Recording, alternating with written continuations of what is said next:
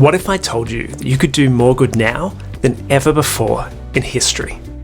If that sounds like hyperbole, I have some exciting information to share with you. Stay tuned to find out how things like technology, knowledge, and wealth have come together to give us an unprecedented ability to do good around the world. G'day folks, and welcome back to Giving What We Can, where we explore how to use our resources to do the most good. In this episode, we're going to talk about why and how we can do more good in the world today than ever before in human history. It's a neglected topic, and I'm excited to share it with you. First though, what exactly do I mean by good? Let's call it the ability to improve the well-being of others. This might take the form of providing access to clean water, or better education, or even saving someone's life through medical intervention. When it comes to giving, we find ourselves in an incredibly unique time, one where the vast increases in our technology, our knowledge, and wealth have converged to give us an unprecedented ability to do good around the world. But to understand this fully, it's worth taking a quick trip back in time. Imagine you're an altruistic person from 200 years ago. How much good do you think you could do if you really put your mind to it? The answer is probably very little. That's because about 90% of people living 200 years ago were in extreme poverty. But let's say you had the financial means to help others. Unfortunately, you probably still couldn't do much good. You might offer your money to a local cause, but you wouldn't be aware of the biggest problems facing the world at that time, and your money wouldn't likely be able to go to people who needed it the most. Thankfully, we don't live in that time, and we don't have quite the same blind spots either, or at least we don't have to. One reason for this is technology. Technology has given those of us with access to it more convenience, more mobility, and greater awareness of the world. And much like technology has advanced many aspects of our lives, from eating to driving to going to see a doctor, it's also improved our ability to help others. Through the internet, there are now countless ways to connect to causes and help others around the world. Take charities. For example, with a few clicks and a credit card, you can help someone on the other side of the world who you've never met. Unfortunately though, not all charities are created equal, and we don't always know how good they are at fulfilling their mission. Given that, it's also unfortunate that only about 1 in 3 donors are doing any research before they donate, and only about 3% of donors give based on the charity's performance. So while technology has enabled us to find and fund more causes, technology by itself isn't the reason we can do more good today than ever before. That's where knowledge comes in. As humans, our ignorance of the world around us keeps eroding. We're peeling back life's mysteries and starting to understand more. Sure, sometimes it's slow, but we keep amassing knowledge that makes us better at everything from creating sustainable forms of transportation to fighting viruses. Our knowledge around giving has also seen huge gains. You can now gauge the effectiveness of different charities by reviewing recommendations from professional researchers and grant makers who comb through studies, reports, and data to find the world's most effective charities. There are also charity evaluators like GiveWell and Animal Charity Evaluators that rate which charities offer the most impact with your donation dollars. As a result of this kind of research, we now know that long-lasting insecticide-treated nets to prevent malaria are a cost-effective way to save lives and improve well-being. This was a pretty novel finding when the data first came to light, and it shows how valuable expert knowledge is to those who want to do good, as well as the people that can benefit from that. But how exactly do we take these incredible advances in technology and knowledge and put them to use to help people? This is where it's helpful to understand another thing that's far more abundant today than it was in the past: wealth.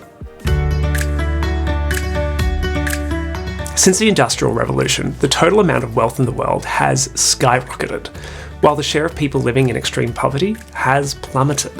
Median incomes have also risen, and many items that were once considered luxuries, like cell phones, televisions, and music players, are becoming ubiquitous.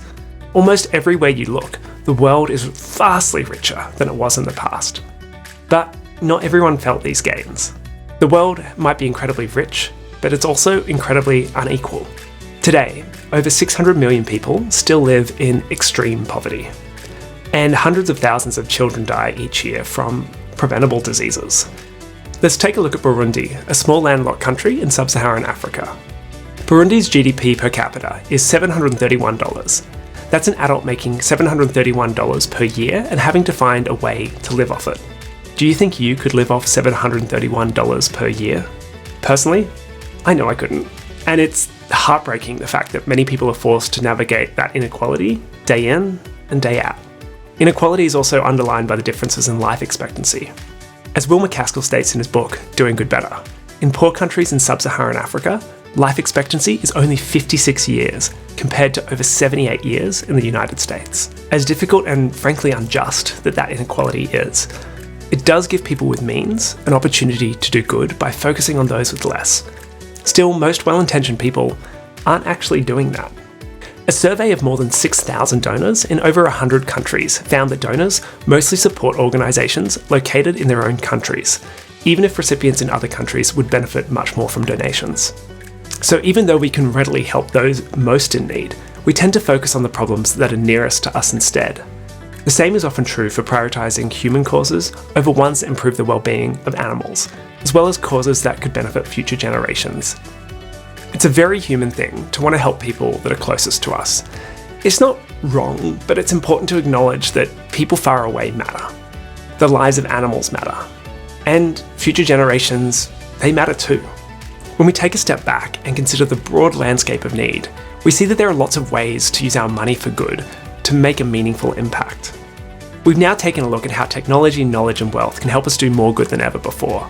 But we've also learned that these ingredients seem to be insufficient for solving the world's inequality problems. So we must need something else. To extend our vast gains and accomplishments to those who don't yet have them, we need to shift our mindset. It's time to add compassion and enthusiasm for this planetary project into the mix. Don't get me wrong, there are a lot of reasons to feel cynical or even helpless about the injustices that plague our world. My simple ask here is that you resist those feelings, or rather, redirect them. Redirect them like you might turn a bad habit into a positive lifestyle change. Most of us have done this at one time or another, and it's often made our life better, richer, and fuller. The truth is, you can play a bigger role in contributing to solutions that solve global problems, and you have more power to do it than nearly anyone before you ever in history. It costs roughly $4,500 to save someone's life when you donate it to a cost-effective charity working in global health and development. This isn't a small amount of money, but it's a reasonable goal for those of us in many high-income countries to reach. If you're skeptical, and I understand that, we offer a calculator to compare your relative wealth to others in the world. And just imagine, the person whose life could be saved by our efforts, they will go on to love others and be loved by others.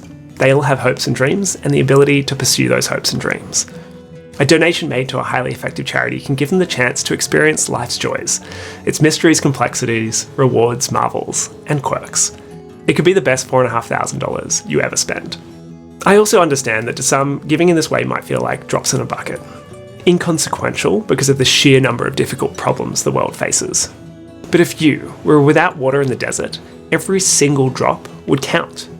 And this is the position that many people find themselves in today, meaning those metaphorical drops have the potential to save literal lives, or even make life better in general for many.